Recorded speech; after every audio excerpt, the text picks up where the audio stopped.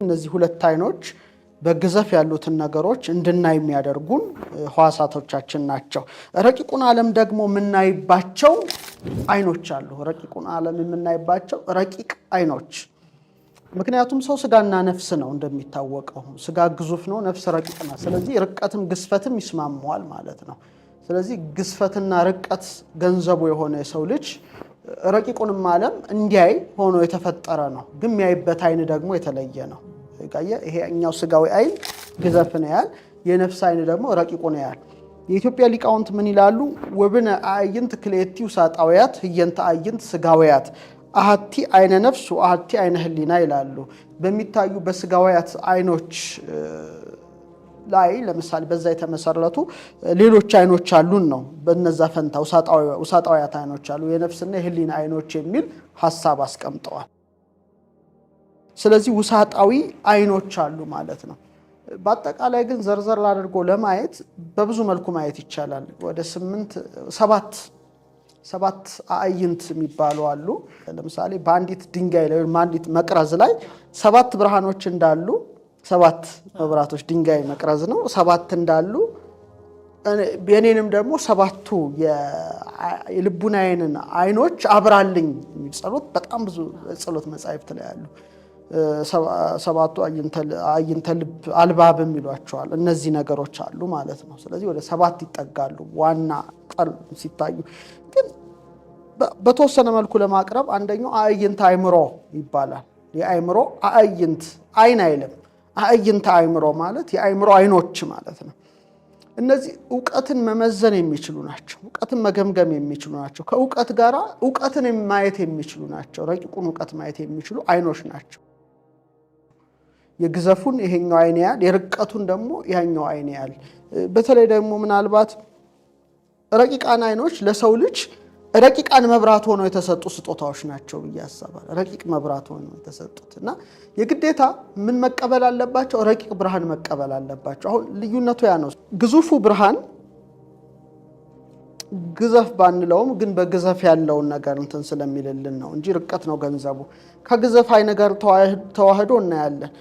ረቂቁን ነገር ለማየት ደግሞ ረቂቅ ብርሃን ከአምላክ ልትቀበል ይገባል ነው። ይሄ በጣም ወሳኝ ነውና አዕይንተ አእምሮ የሚባል ነገር አለ። ይሄ የአእምሮ አይኖች ሀበነ እግዚኦ አዕይንተ አእምሮ። ለምሳሌ በጸሎት አቤቱ የአእምሮ አይኖችን ስጠን፣ የእውቀት አይኖችን ስጠን፣ ሁሌ አንተን ብቻ ያዩ ዘንድ። ስለዚህ ረቂቁን ዓለም ለማየት የሚጠቅሙን አይኖች ናቸው ማለት ነው። ይሄ በጣም ወሳኝ ነው። እነዚህም ለምሳሌ በመቅረዙ ላይ ስርዓት አለ። ለምሳሌ 7 ናቸው ብራንቾቹ እንደምታያቸው 7 ብራንቾች ሆነው መሃሉ ላይ ይቀዳል። መሃሉ ላይ የገባው ዘይት ቀጥታ በ6ቱ ሞልቶ 7ቱም በብርሃን ይንተገተጋሉ ነው። ይሄ ነው ትልቁ ነገር ለሙሴ ያሳየው ስርዓት ማለት ነው። ምንድነው መሃል ማለት? እቺ ናት። በመሃል ላይ የገባው ዘይት ሁሉንም ያበራል። ስለዚህ በኢትዮጵያ ሊቃውንት ይሄ ምን ይባላል መሰለ? ይሄኛው ሴንተሩ ድማህ ይባላል። ድማህ ማለት በፊደል ደ ነው የሚጀምረው። ደ ማለት ድልት ደጃፍ ማለት ነው። ድልንት ዴዴ ደ ይባላል። ደ እንደምታያት ቅርጿ ደጅ ናት፣ በር ናት፣ ዶር ናት። ስለዚህ ይሄ ዋናው ድማህ ርግብግቢቱ ትልቁ አንድ አይን ነው ማለት ነው። ሴንተር ነው ማለት ነው። ረቂቅ ብርሃን የሚገባበት ቦታ ነው። ለዚህ ነው ለምሳሌ የበቁ ሃሎ አክሊል የምታደርግላቸው ራሳቸው ላይ ነው። አይተሃል ከሆነ ከላይ ነው የሚደረገው፣ አናት ላይ ነው አክሊሉ የሚደረገው፣ በአናት ትይዩ እና ምንድነው ድማህ ምንልበት እቺ መሃሏ በደ የተጀመረችው ኤሪያዋ ቦታዋ ህፃናት ሲወለዱት ዝም ብለህ ተመልከታቸው። ልክ የተወለዱ ጊዜ ማለት ነው። ልክ እንደ ሚልክዌይ ጋላክሲ ስፓይራል የሚሰራ ነው። ጥምዝ ነው። ጥምዝ በጣም ጎልደን ሚን ነው። ጎልደን ሬሾ፣ ጎልደን ፕሮፖርሽን ወዘተርፈ ተፈጥሮ ላይ ሁሉ ጥምዝ አለ። እቺ ማለት ዶር ናት ማለት ነው። ልክ መቅረዙ መሃል ላይ የተቀዳው ነው ወደ ውስጥ የሚገባው። ስለዚህ አዕይንተ አእምሮ ደጅ ናት ማለት ነው፣ አንዱ ማለት ነው። ስለዚህ ይሄን ምን ይባላል? አዕይንተ አእምሮ ይባላል። የግዴታ ከላይ ስለሆነች ረቂቅ ብርሃን ነው። ከላይ ከልዑል ዘንድ ከብርሃነ ብርሃናት ከእግዚአብሔር የሚሰጣት ማለት ነው።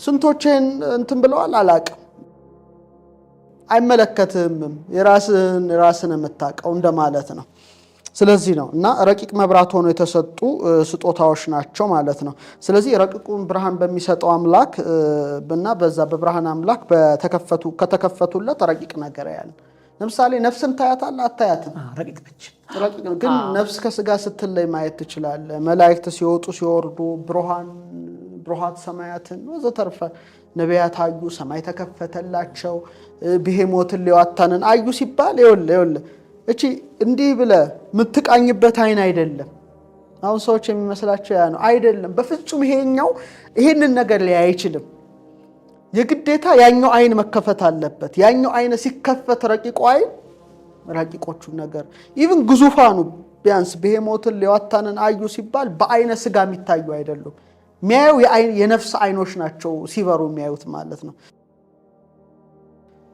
ምን ይላል ዘዳግም 20:3-4 አይኖቻችሁ ያዩዋቸውን ታላላቆች ፈተናዎች ታላላቆች ተአምራትና ድንቆች አይታችኋል አይኖቻችሁ ያያችሁ ተአምራት እግዚአብሔር ግን ይላል ይወል አስተዋይ ልብ የሚያዩ አይኖች የሚሰሙም እስከ ዛሬ ድረስ አልሰጣችሁም ይላል ይሄን ግዙፋኑን አይን ስለሰጣቸው ታምሩ ነው ያሉ ምኑ ነው ያሉ እንቀሳቀሰው ነው ያሉ ያኛው ግን አስተዋይ ልብ የሚያዩ አይኖች ግን እስካሁን አልሰጣችሁም ይላል ስለዚህ የሚሰጠው እግዚአብሔር ነው ማለት ነው ሰዎች ውሳጣዊን ለማብራት ይታገላሉ ግን ከብርሃነ ብርሃናት ከእግዚአብሔር የሚሰጥ ስጦታ ነው ስለዚህ ከቆጣሪው መቀጠል ስትችል ለምን ከብጥስጣሽ ኤሌክትሪክ መስመር ትቀጥላለህ አብዛኞቹ በሌላው ዓለማት ያሉትን ስትመለከት ኔቸር ተፈጥሮ ነው የተፈጥሮ መመርመር ጥሩ ነው ዋናው ግን የተፈጥሮን ባለቤት ሳታስበው የምታደርጋቸው ነገሮች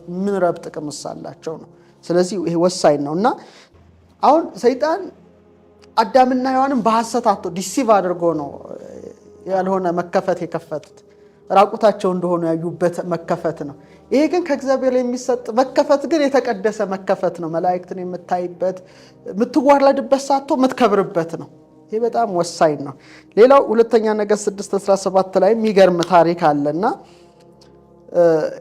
ኤልሳ ሩቅ ያለው ኢየሩሳሌም ተቀምጦ የሚመከረው ምክር ሶርያ ይመለከታልና ወታደር ላከበት እና ብላቴናው አየ ወታደሮች ዙሪያውን አሉና ደንግጧል እነሱ ጋር ካሉትኛ ጋር ያሉት ይበልጣሉ ቢለውም መስማት አልቻለም ምን ይላል ኤልሳም አቤቱ ያይ ዘንድ አይኖቹን ግለጥ ብሎ ጸለየ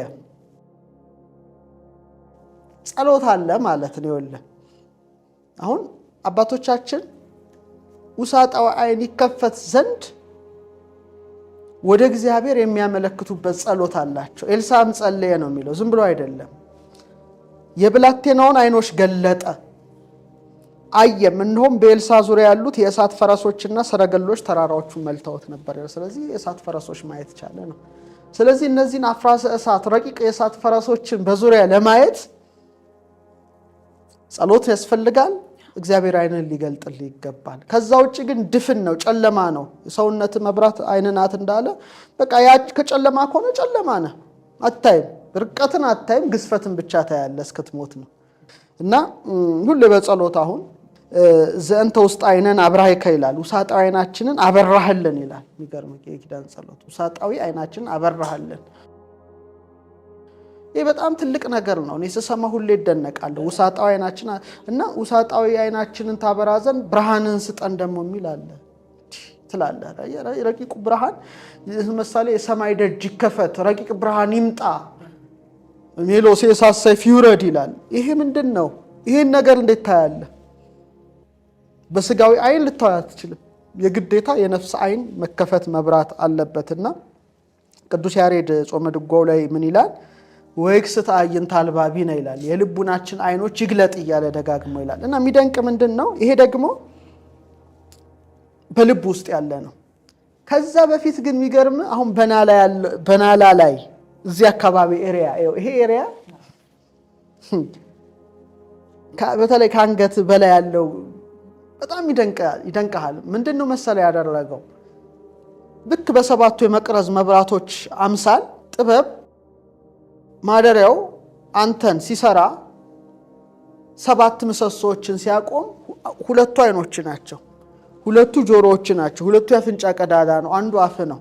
2 ሲደመር 2 ሲደመር 2 ሲደመር 1 7 ነው ማለት ነው። ስለዚህ ፊደል ቀ ወደ አይንት አእምሮ እንምጣ፣ ተመልካቾች ይመልከቱት። ቀ ከራ በፊት ያለ ፊደል ነው በግዕዝ አልፋቤት። ቀ ማለት ሁለቱ የአእምሮ አይኖች ናቸው ነው። መሃል ለመሃል የሚከፍለው መስመር ሁለቱን ብትገጥመው ራስ ቅል ላይ ያለውን አይን ብትገጥመው ርቀትንም ታያለ ጽርሐ አርያም ማለት ነው። ታችንም በርባሮስ ማየት ትችላለህ ነው።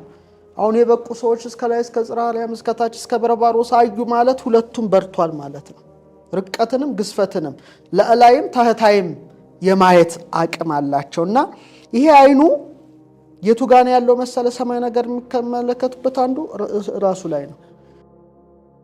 ለዚህ ነው ምን ይላል ሰሎሞን ነው ይሄን መክብብ 2:14 ላይ እስመ ለጠቢብ አዕይንቲሁ ዲበ ርእሱ የጠቢብ አይኖች በራሱ ላይ ናቸው ይላል።